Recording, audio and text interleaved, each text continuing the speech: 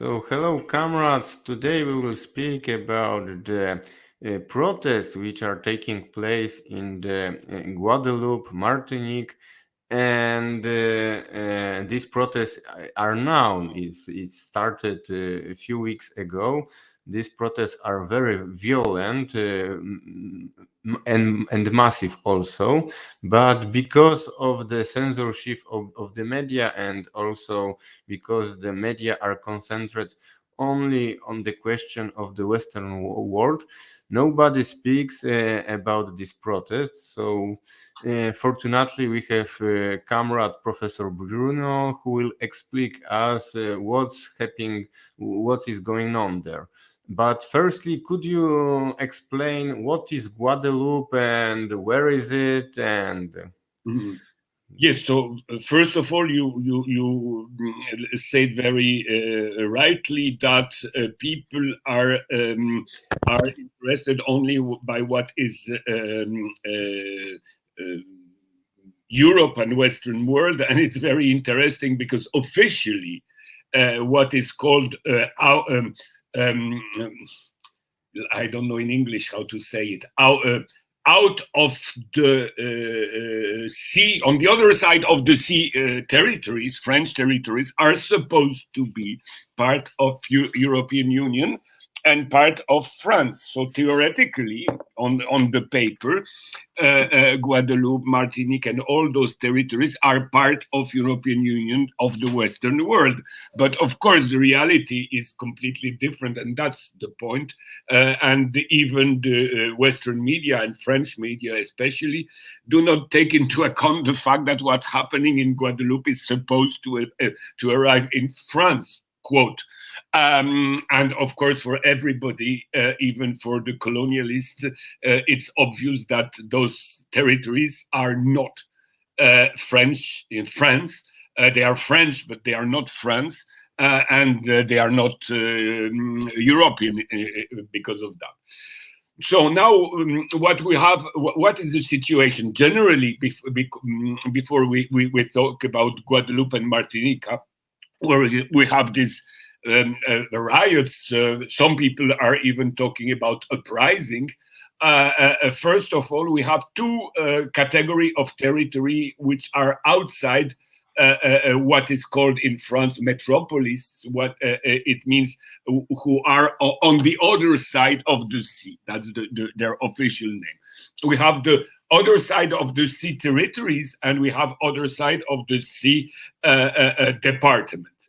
Other side of the sea territories, like are mostly in the Pacific Ocean. It means French Polynesia, New Caledonia, Wallis and Futuna. These territories are supposed to be linked with France, but they have a strong autonomy, and in theory at least, they are territory that can have self-determination, and that could become independent someday, even if we have a strong pressure not in that direction from Paris, of course. Other territories like Guadeloupe, like Martinica in America, on the American continent, but also Reunion in the Indian Oceans, and Guyana, also French Guyana in America, are supposed to be French departments. And what is called in French departments, it means just an administrative structure within the French Republic. So theoretically, Martinica and Guadeloupe are supposed to be as French as is Paris, Marseille, or Strasbourg, which is, of course, a pure theory. In fact, of course, that's not the real reality. What we can also take into account, which is important, it's because the situation we have in those territories at the very beginning was quite similar with the situation we had on neighboring British colonies in America or in the Pacific, and the situation was completely different for the last decades, because Great Britain decided that most of those territories can become at least officially independent, when France decided that those territories has to still be linked with France. And of course, this difference is not due to the fact that the British government is a open-minded one, anti-colonialist one, and so on, and French is the bad guy. It's only a question of balance of power. Britain could resign from official colonialism due to the fact that the British colonialism was very linked with the American imperialism, and that in fact within the Commonwealth former British colonies are still colonies, but with an apparent independence. In fact, of course, the degree of real independence of such country like Dominica in the West Indies, or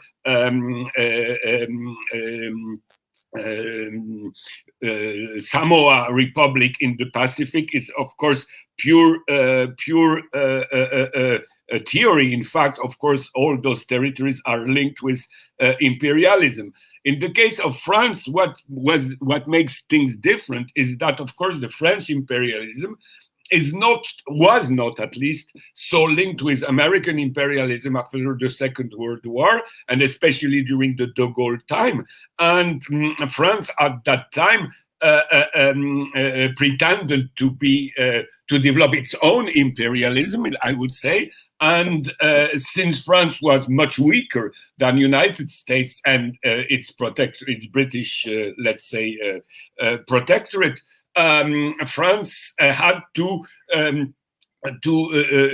maintain control over as much territories as it was possible. Of course, France had to leave very populated countries like Morocco or Algeria, at least officially.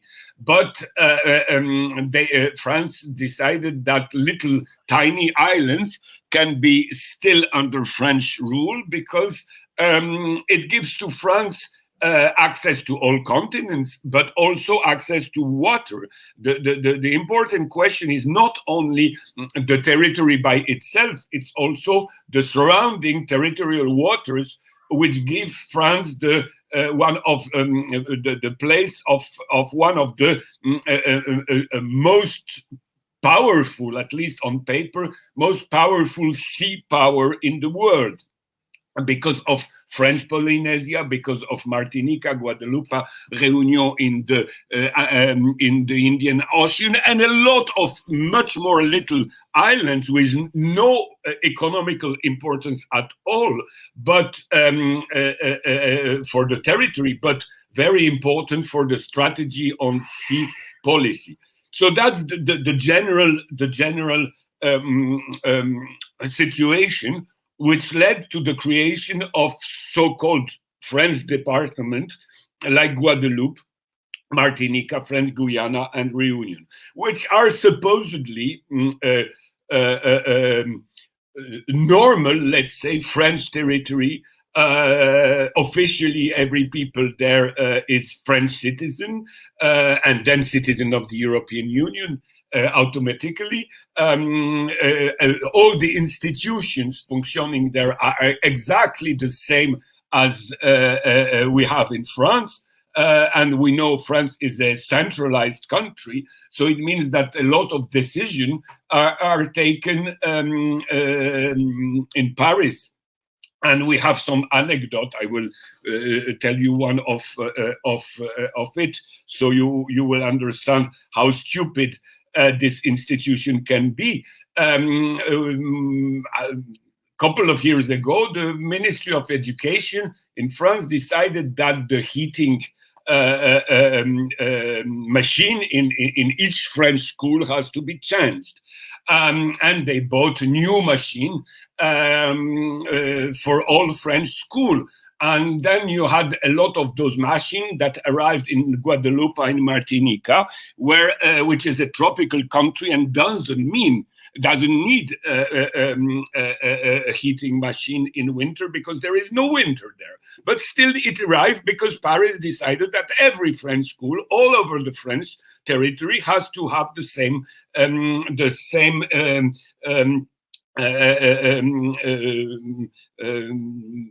heating machine. And then of course we had a heating machine in Martinique and Guadeloupe, and of course this is an anecdote, but it shows you how stupid is the myth that those territories are purely French and supposed to be purely French.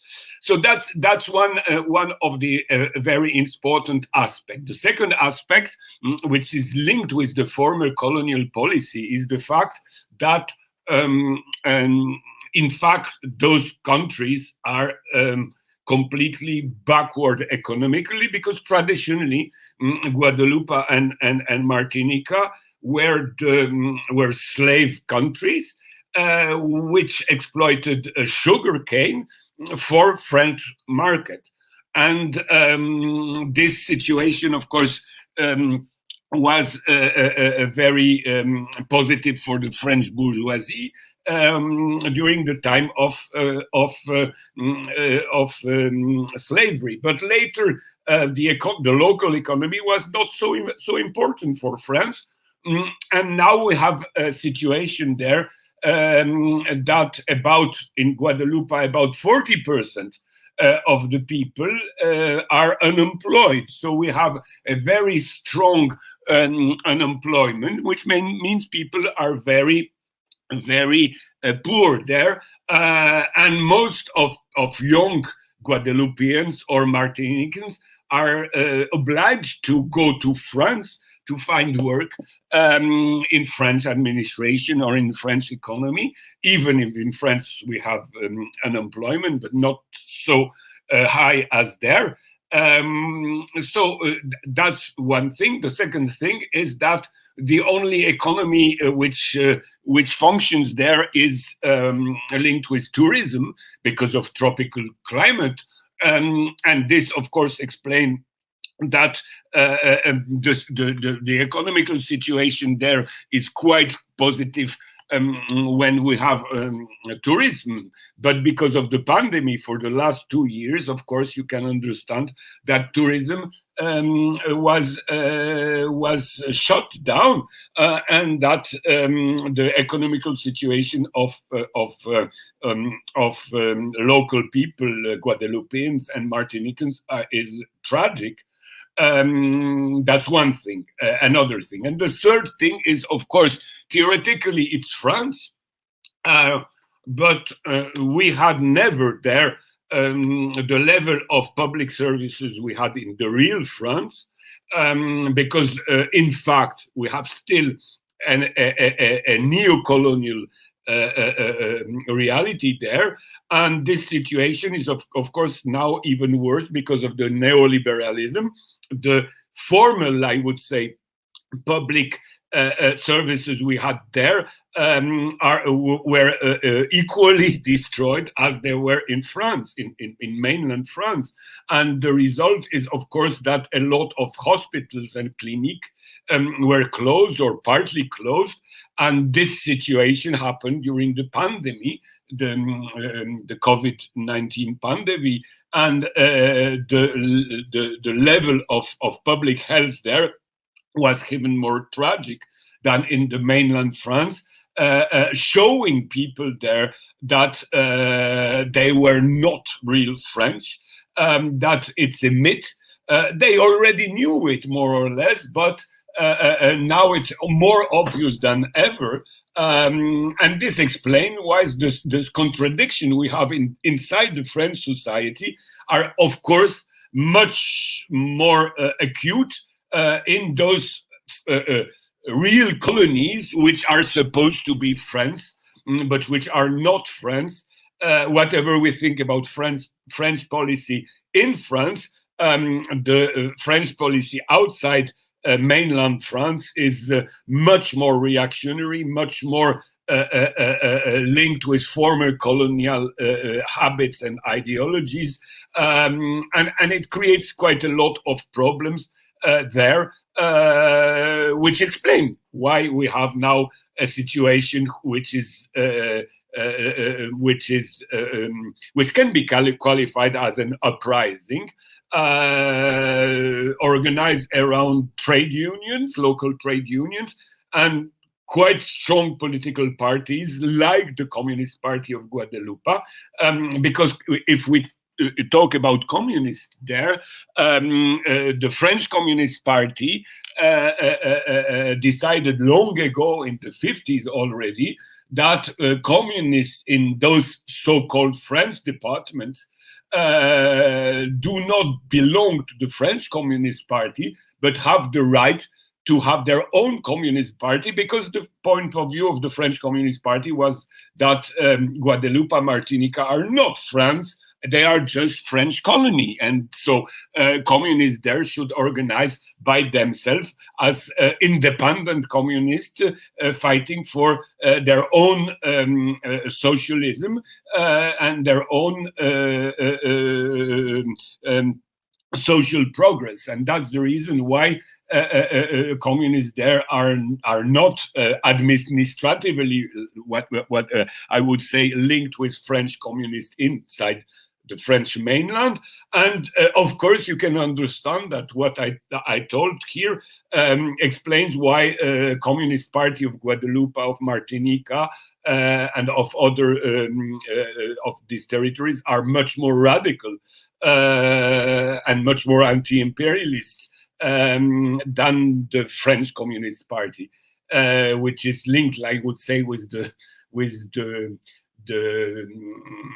European Union apparatus, the the European Left Party, and so on, which are in fact corrupting communists and left in mainland Europe, I would say, which is not exactly the case inside such real colonies like Guadeloupe and Martinique. And of course, all what I'm telling you is also linked with an older history we have to take into account. It means I told you that these islands were a slavery island up to 1848, and contrary to the impression we have in Europe, the slaves never accepted their status of slaves, and we had a lot of revolt, of rebellion, of uprising at the time of slavery, and this created there a culture of rebellion much more radical than in countries, in territories which didn't had experienced slavery. So that's also a very important aspect. This let's say Afro-American culture of slavery, which exists also in Guadeloupe and Martinique, and which links these countries which other third world countries, especially since we have in the very near neighborhood of Guadeloupe and Martinique former British colonies, and we have also revolutionary trends coming from Cuba and Venezuela, which are almost neighboring those territories. So, I mean, when you live in Guadeloupe and Martinique, it's easier to look at Cuba and Venezuela, and I would say sometimes it's even easier to look there than to Paris, which is 7,000 kilometers far from those territories. And also the fact that a lot of local institutions are directed by people coming from France, which makes, of course, these territories looking like colony, because a lot of policemen and functionaries are just French. Because you can imagine that because it's supposed to be France, because it's a very tropical and fine climate. A French teacher, a French administrator, to be sent to Guadeloupe and Martinique because he receives, of course, the same salary he has in France, but in a condition which is much better for him. So we have this very strange situation that a lot of public servants in Guadeloupe and Martinique are coming from mainland France, when a lot of Guadeloupean and Martinican have to make application to work for French public services in mainland France. It means a teacher or a public servant from Pointe-à-Pitre, let's say, can be sent to mainland France and work for the French administration in mainland France. He has to leave his country, 7,000 kilometers from home. In the same time, you have people coming from Paris region or Marseille region, which are working there. And of course, especially now, when the political situation is very tense, and when we have riots and police repression, you can understand how a Guadeloupean feel when he see a policeman coming from mainland France beating him. For him, it looks like an occupation army and not a police paid by his country. So all that explains the actual situation and the uprising, especially because of the COVID-19 crisis, which showed a lot of contradiction, which are, as I told, much more acute now than they were earlier. And it's very important because what's happening in Guadeloupe, since we have a lot of Guadeloupeans and Martinicans in France, in mainland France, what happens there has a strong influence in France. It means quite a lot of French people here look at what's happening in Guadeloupe as something important, because of course it's they are fighting against the same government they have here in France. And also, of course, the artificial myth that Guadeloupe or Martinica is a French territory, just as Marseille or Bordeaux or Paris appears to be ridiculous when we observe the concrete situation. But of course, France does not want, the French state does not want to leave for the reason I told already, those regions. So that's why now, after the beginning of the uprising, one French minister declared that maybe we can give to Guadeloupe an autonomous status, which would give them something like a semi-independent situation. It means concretely that France would still control security, army, and waters, and local people would eventually could lead local things. But of course, it's very difficult to introduce because in those territory, the basic question is independence. And on the other side, everybody understands that if Guadeloupe and Martinique and other territories will have some autonomous status, it means that it's not France, because they would have a different status than France. And French nationalists cannot accept that, because it's the myth of the French unity which disappear. So we have a very strong contradiction. And the situation there happening is part of the French crisis we had with the yellow vest and so on, but also it's the crisis of French imperialism in the nowadays situation. So maybe you have some question about what I said, or other elements. Yes, I have some question. Firstly, maybe I will ask about this independence, because in this region they are already the states which were in the same situation like Guadeloupe, for example, Haiti, and I suppose that economic situation of the people who lived in Haiti is much more worse than situation in Guadeloupe.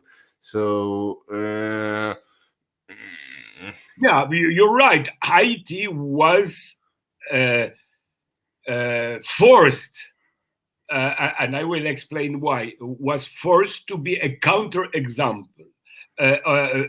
France, of course, was expelled from Haiti by a national insurrection, by a national revolution, because when we look what happened in Haiti, we observe that all the tendency we had within the French Revolution happened within the Haitian Revolution, and the Haitian Revolution was a part, at the beginning, part of the French Revolution, but at the very end, of course, the divorce began when Napoleon decided to reintroduce slavery. And Haiti had a very difficult time because France was forced to recognize Haiti independence, but France negotiated with Haiti an independence, forcing Haiti to pay for its independence, and Haiti paid up to just before the Second World War. Haiti paid a huge amount of money for its right to be independent, and of course this created a very bad economical situation, which explains the actual situation of Haiti, because Haiti was put in a situation which made impossible its development, especially because not only France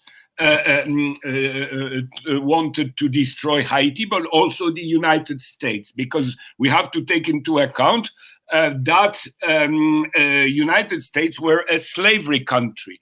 And when Haiti became independent, the fact that the second independent country in the Americas was Haiti and was a black republic was unbearable for the United States, because it gave the example that black people can have their own state and they can make a revolution, and the revolution they made was equally legitimate as the French Revolution or the American Revolution. So the United States also, with France, carried on all over the 19th and 20th century a policy to destroy Haitian economy, to plot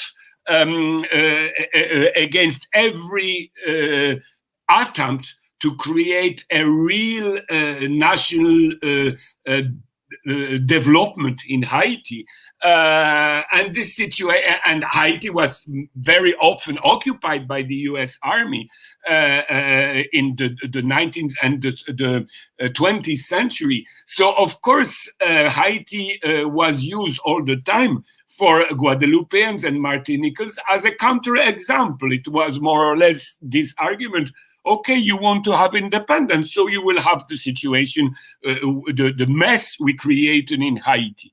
So it was something that was very important.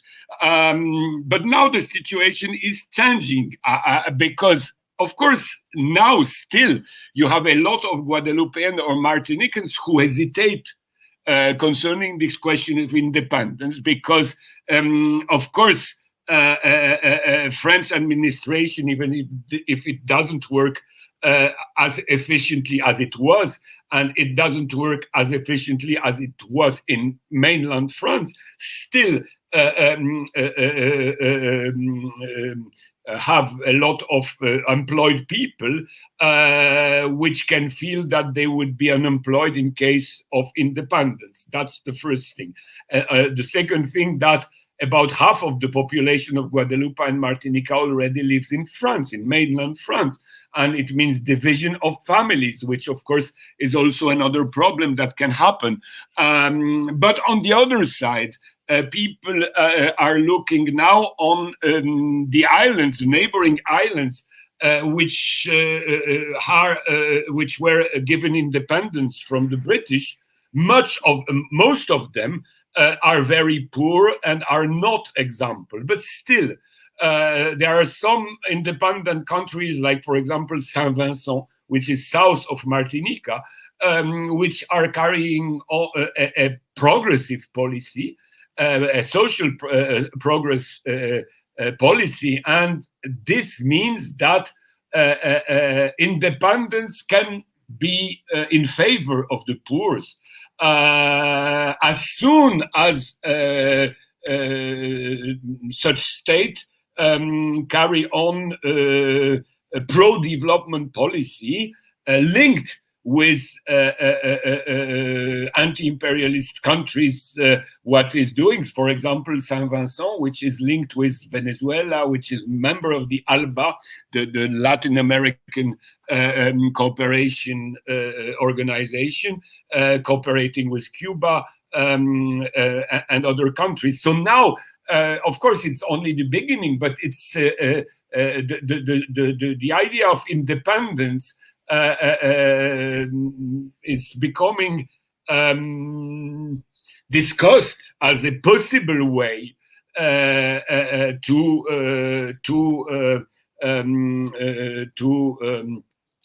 the future. For the moment, I would say the exact demand is at least an autonomy and self-determination. Let people have autonomy, and later, when they will have a local government, they will decide if they want or not be part of France. That's the current situation. And we will see, of course, what will happen in the future. But anyway, the situation has changed. If we compare with the situation we had 10 years ago, or even 3 years ago, the situation is already very different because of the crisis of capitalism, because of the crisis of European Union, because of the crisis of France political system, and all that people in Guadeloupe are observing now. So they begin to think that maybe they have to look for another solution. So you said that Guadeloupe and Martinique, it is the part of European Union. Yes. Yes, and could you compare the situation in the Eastern Europe with the situation of these these islands? Because I see there are a lot of similarity. First, Yes, similarity, there is the emigration, mass emigration to the center.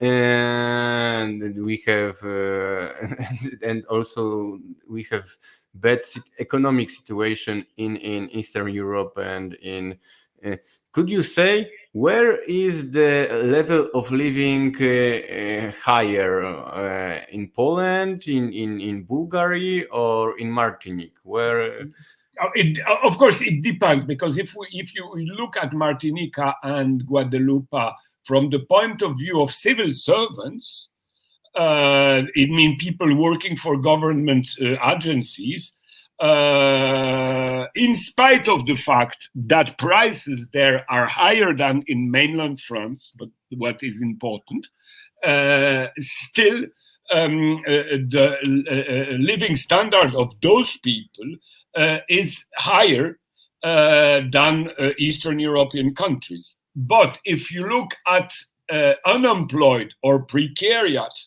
which is, as I told you, in Guadeloupe, you have 40% unemployed. And of course, you have a lot of precarious people. It means the majority of the Guadeloupean and Martinicans are still in worse situation than Eastern Europe because there is less work there than we have even in Poland or Lithuania. Whatever we think about the salary there in Poland, Romania, and so on, still the unemployment rate is not the same as it is there. So we can compare, of course. There is also another difference. It means that being officially French citizen, a Guadeloupean has always the let's say the hope that he will be employed by the French administration one day or another. Which is, of course, impossible for a Pole or a Romanian because they have no French citizenship, and that's an argument which for a quite long time had a quite strong influence. As long as the French administration were employing a lot of people. But now, of course, the French administration is reducing employment all over France, so including, of course, French neo-colonies. That's one thing. The second thing we have to take into account is that the mass of people coming from those islands to mainland France and receiving jobs, especially in the French administration, made them understand that even when they are working in Paris administration, they are still discriminated quite a lot of time. And it's very difficult for a Guadeloupean to be treated equally when he's trying to promotion. And that's the reason why the anti-colonial movement we have in Guadeloupe and Martinique has also its wings in France, in mainland France, among Guadeloupeans and Martinicans living here. And discovering that the myth that they are French as they were told is a pure myth. And I mean, you can meet quite a lot of Guadeloupeans here in France, and when they say, "Oh, we are French," and they laugh. I mean, they laugh. Of course, you find some which are very tough. We are French, but quite a lot are laughing at the fact that they are supposed to be French, but they are not treated as if they were real French because of colonial tradition, because of colonial habits and so on, which are still very strong among French society. So, few days ago, I watched a few minutes of the video produced by the Polish extreme right media. I will not say the name, but it was connected. It was a video about the protest in Europe and in the world against this pass sanitaire. Yes. And so they said, we have a big demonstration in Netherlands, and we have demonstration here, and we have demonstration there. And also they speak a few minutes about the protest in Guadeloupe and in the French. And for me it was something very strange that Yeah, when we see the photo of this protest, these protests are red of the yes, yes, flag. yes, yes. They are the banners of the CGT. There are the banners of the, I don't know, communist parties, the Yeah. more hammer and sickle and stuff like this. And this extreme right journalists, they are, yes, the Guadeloupean are rising. They make protests, and every world is protesting. It's starting the. So, what do you No, think about? I think, I think that the problem of the right-wing people, one of the problem of the right-wing people is their lack of education and political culture.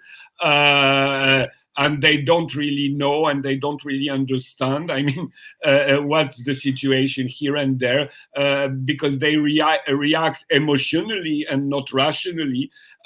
So they can be racist, anti-black, and at the same time they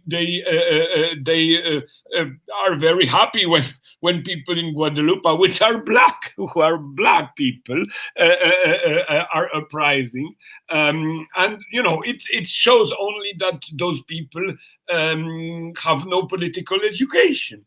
I would the best would be to send them to Guadeloupe. I don't know if they would come back communist, but I would at least, if they have something in their head, maybe this head could begin to function, because what happens in Guadeloupe is showing that we have an uprising for social and economical reason, linked, of course, with the health policy of the French government, but all that is belonging to the same logic. And extreme right people all over the world, but especially in Poland, they don't want to understand the links between a national problem, a regional problem, economical problem, class problems, and that makes them look strange.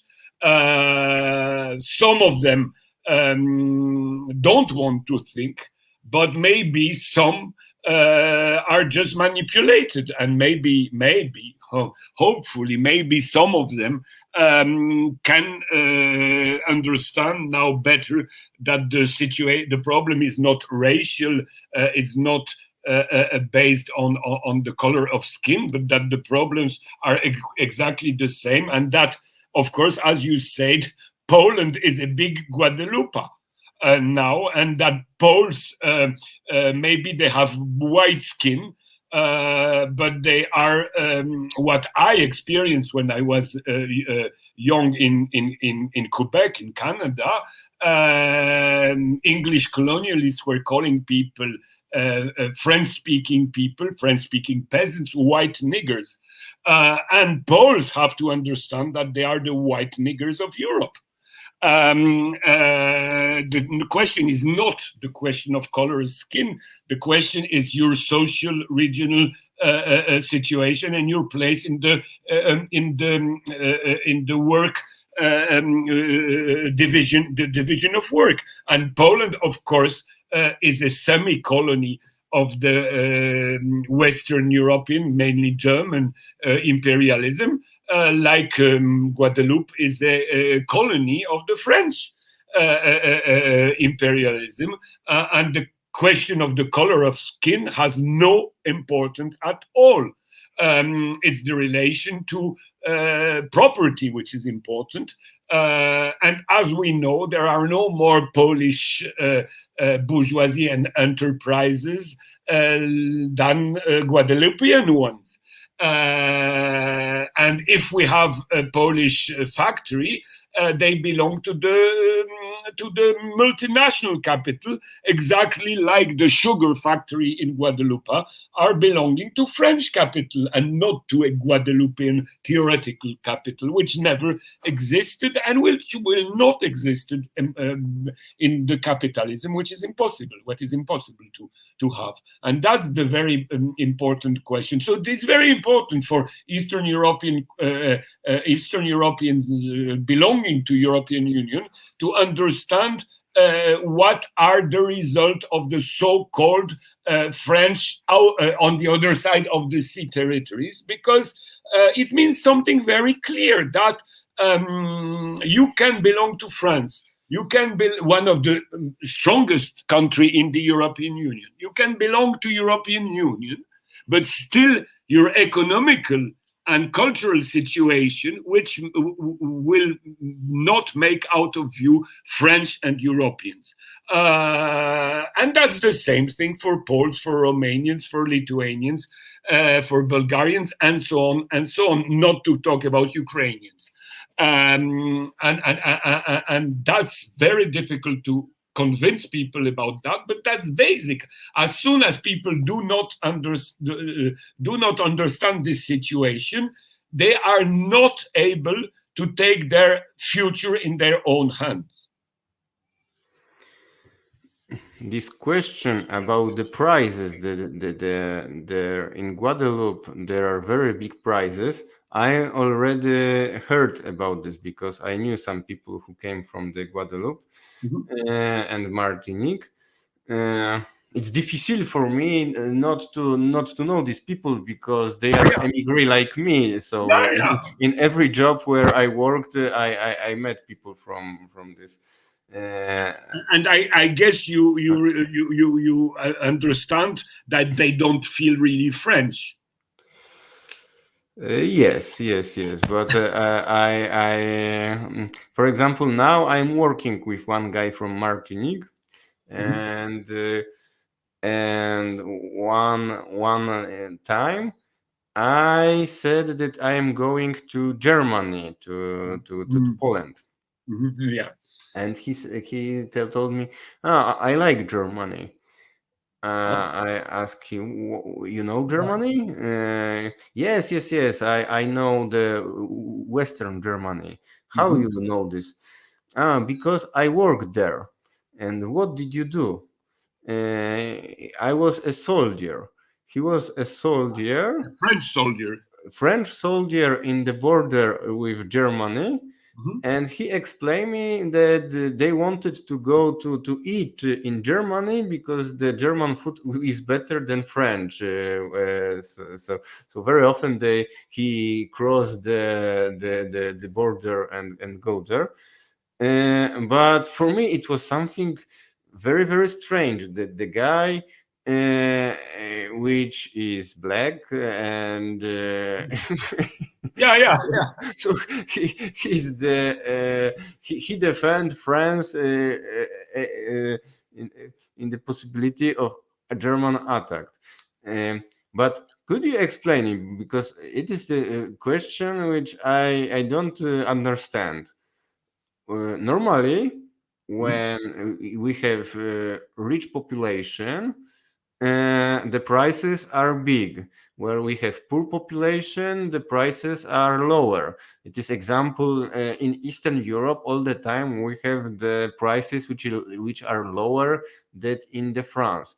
In a suburb of Paris, here where I am living in Val-de-Marne, is cheaper. The prices are lower than in Paris. And how it is economically possible then in Guadeloupe the prices are bigger than in France? Yeah, but you have the difference is that you have 7,000 kilometers, and the situation is of course completely illogical, because the thing you buy there should be imported when they are not produced at, let's say, in the country for different reasons. But anyway, we take into account the fact that some products are not produced in Guadeloupe. Normally, The more logical answer would be you import them from surrounding countries, from independent islands, from Venezuela, from Colombia, from independent Guyana, eventually from Brazil, because the cost of transportation are less than to import them from France. It means 7,000 kilometers from there. But France managed to organize the economy of these islands in a way that French products have a monopoly situation there, and that is very difficult to import. In Guadeloupe, let's say food from Venezuela or from Guyana, or from Cuba, or even from Dominican Republic. It has to come from France, and the transportation, the cargo flights are coming from Paris. You have no cargo flight, let's say, linking Pointe-à-Pitre, the airport of Guadeloupe, with Caracas, with Havana, with Santo Domingo, with Manaus, or with Georgetown. So everything is coming from France, and you can imagine, of course, that the price, the transportation price, are very high, and and you see them when you buy there. I mean, it's the situation of all French colonies in the Indian Oceans, as in America. They have very high price because if you want to pretend against all logic that those territories are French, you have to have French products there. But France is 7,000 kilometers out from there. So it's purely illogical on economical base. But you have to pay for this myth, and France paid for this myth, and especially Guadeloupeans and Martinicans pay for this myth. And in the last time, we had the left-wing movement in America Latin. And we have the victory of the election in Bolivia, in Peru, one more time victory of the Chavist party in Venezuela, victory in Nicaragua, and few days ago the victory also in Honduras, where Madame Castro became president, or Castro. And and name. Yes. And is there because when we look for the map, it's very close. Yeah, of course. Is there any collaboration between leftists in Guadeloupe and the leftists from the America Latin?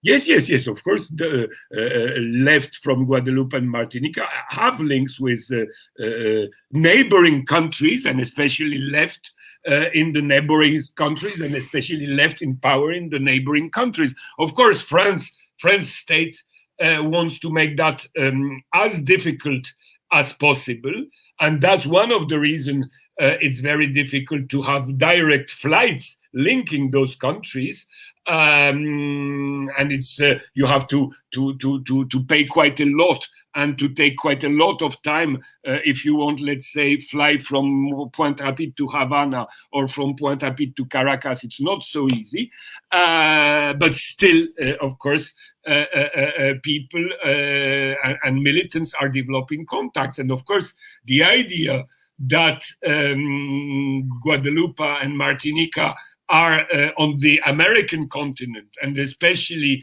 are belonging to the West Indians culture and environment, and that this country is also Afro-American. All this is part of their growing identity, and that the fact that the French tradition in these islands exists. Of course, France had a strong influence over the development of culture there, but France is not the fatherland, let's say. They understand that what's happening in the region is their future at the very end. Okay, I have one more question. Because Yes, I have to remind also something which is quite important. Those territory are officially, of course, French speaking, but locals do speak all the time what is called Creole, which is a local language which with mixed French, African, and different languages, and which is employed for already 200, 300 years. So when you look at manifestations, some slogans are written in French, but some of them are written in local language. And the question of the rehabilitation, let's say, of their own language is also on the way, and it's part of their fight for dignity.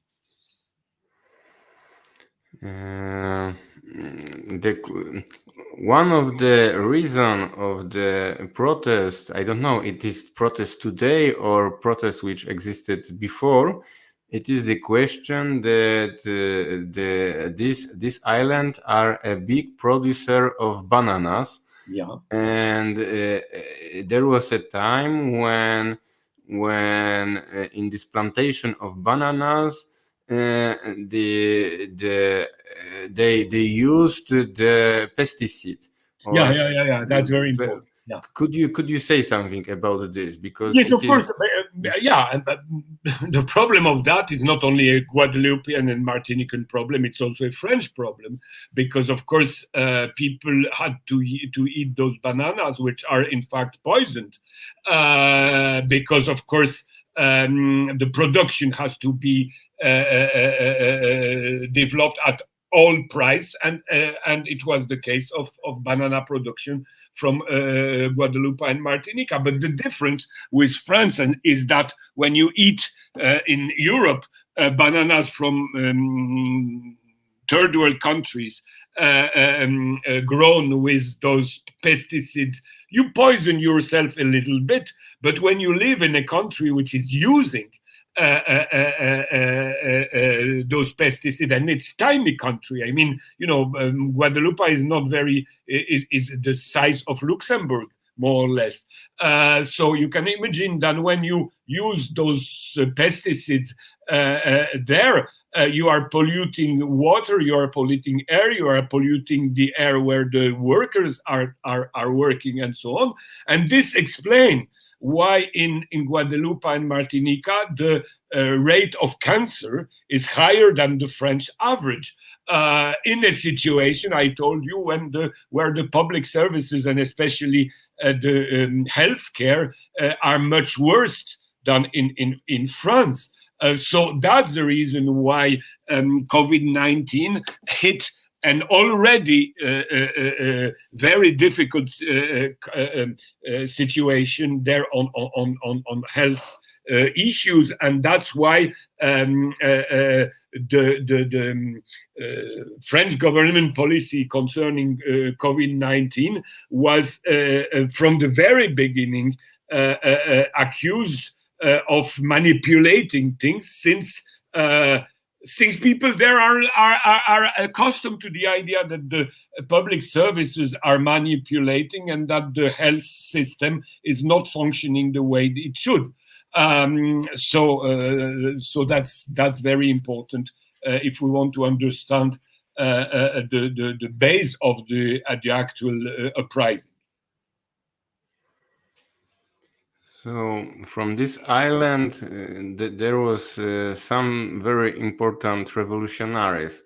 One is the Franz Fanon, and I think that also the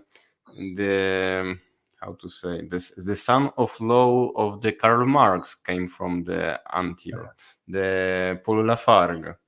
Yes, but he was coming from a white family, so rather he was coming from a family linked with the colonial system. But of course, he was not a colonialist by himself, and that's important. But of course, we have also to take into account that those islands are mostly populated by people linked with slavery. But you have a little but strong minority of landowners which are coming from the former slave masters. And so you have people with white skin, which are coming from those countries, from Guadeloupe and Martinique, but which are linked with colonial slavery system. Not all whites there are local whites are linked with slavery system. You have also some villages that were created, let's say, by French peasants or Breton, especially peasants. So the question is not racial in Guadeloupe. Not every white man is linked with the slavery system, but the let's say post-slavery bourgeoisie, local bourgeoisie, is still very strong there, producing banana, producing rum, and producing sugar. But linked with French colonialism, with French imperialist tools.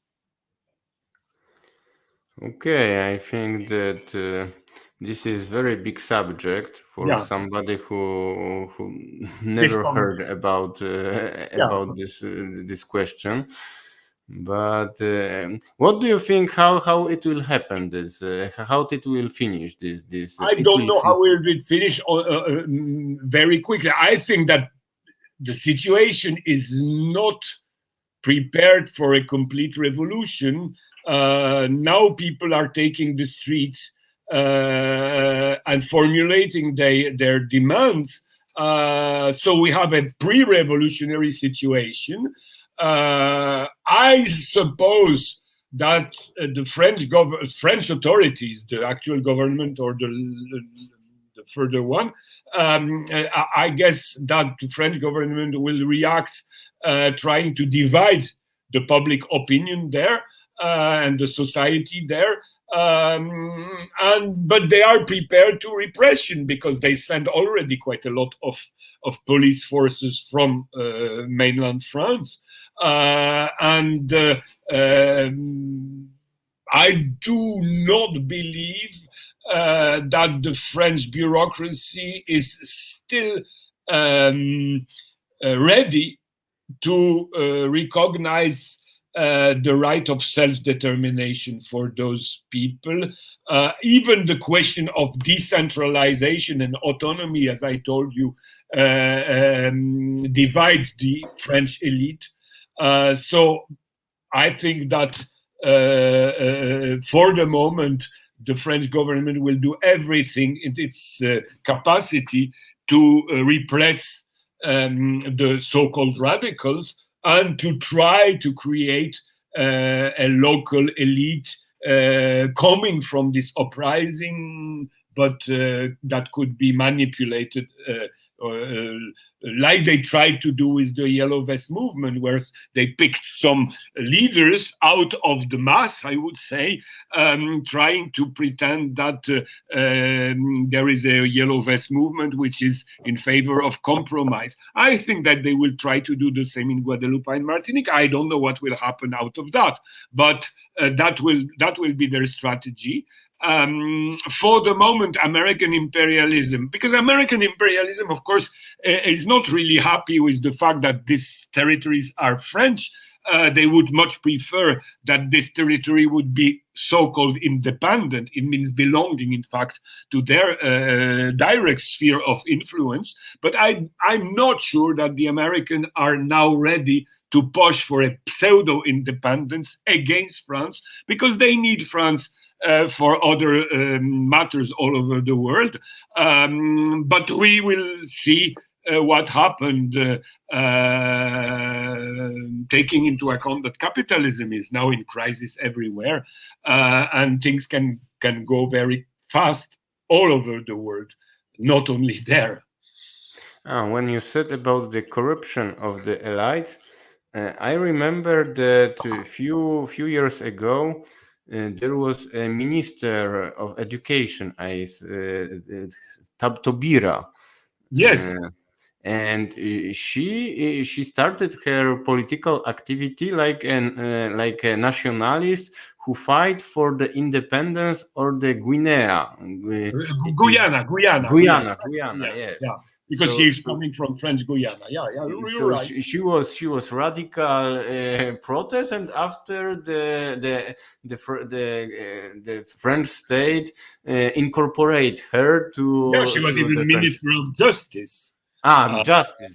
yeah, and she made quite a lot of bad things because, for example, she repressed the pro-Palestinian movement in France, which is, according to somebody which is supposed to be leftist and which is supposed to know what is colonialism, we could suppose that she would change the law, the French law forbidding to have economical contact with Israeli firms working on the occupied territories, and she didn't change that law, and she pushed, she supported at the very end this law, and then it was obvious that she changed her mind and that she was corrupted by the system, and that was a very bad moment because she was somebody who was very able to speak very clearly. She's intelligent, and when she talked against system, against capitalism, against French colonialism, she was very popular, even for people not voting for her. So the fact that she changed her mind, ruined a lot of hope existing among people thinking that people from French Guyana, from Martinique and Guadeloupe can help to change situation, at least inside France, and to make the relation with the so-called out of the sea, on the other side of the sea departments is important. But she betrayed the fight. Not everybody, as you say, is ready to be Frantz Fanon. Frantz Fanon is one of the most enlightened anti-imperialist thinker, not only for local for West Indies, but I mean his role in the Algerian national liberation movement was fundamental. I mean, he is his let's say grave is in Alger, in the cemetery of the revolutionaries, which is showing how important he was, and his books are still very, very actual, even if they were written in the 50s. So every revolutionary has to read the Frantz Fanon's books. And it shows that we have Frantz Fanon, but we have unfortunately also Taubira. But that's a normal situation in every revolutionary or radical movement. Okay, thank you, Bruno. You're welcome.